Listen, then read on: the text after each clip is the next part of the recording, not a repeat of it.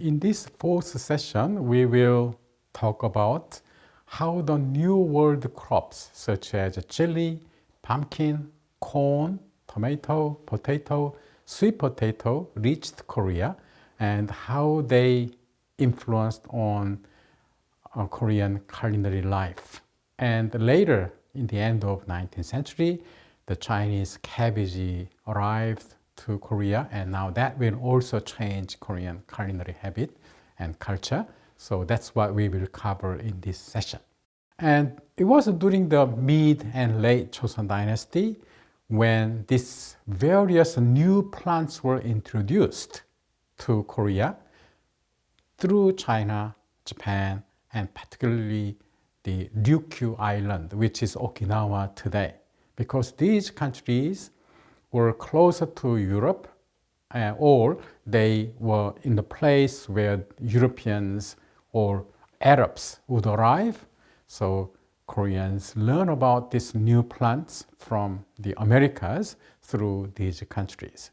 And now, particular New World plants that reached Korea and made a huge impact include chili pepper, pumpkin, corn, tomato, potato, and particularly sweet potato.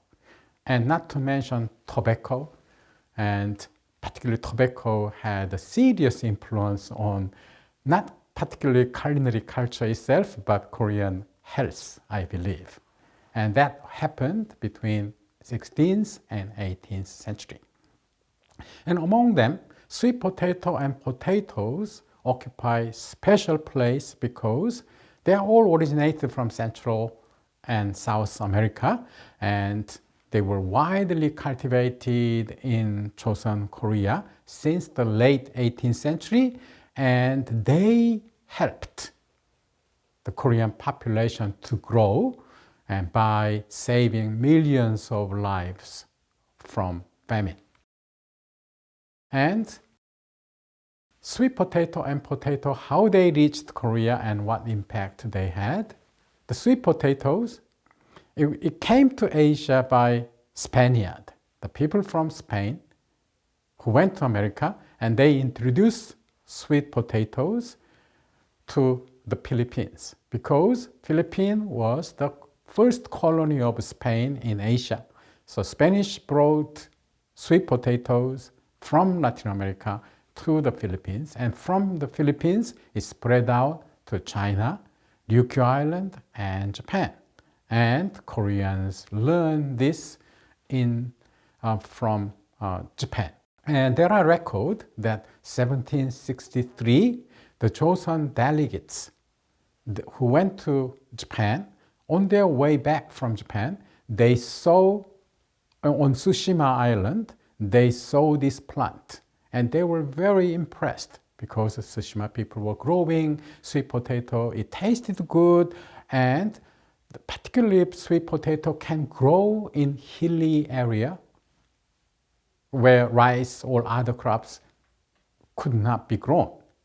And it was very easy to grow, and quickly it spread out to Korea, especially southern part of Korea, because the northern part, the climate is too cold to grow sweet potato. And that's why in northern part, potatoes, not sweet potatoes, were grown. And now potatoes was also from South America and brought by Spaniard, this time to India first. So from India, it spread out to China and Manchuria, Korea. Because potato require colder climate, and that's why potato migrated from the west to the colder part of Asia. Now, they are also grow very well in northern Korea because the plants could endure cold climate quite well.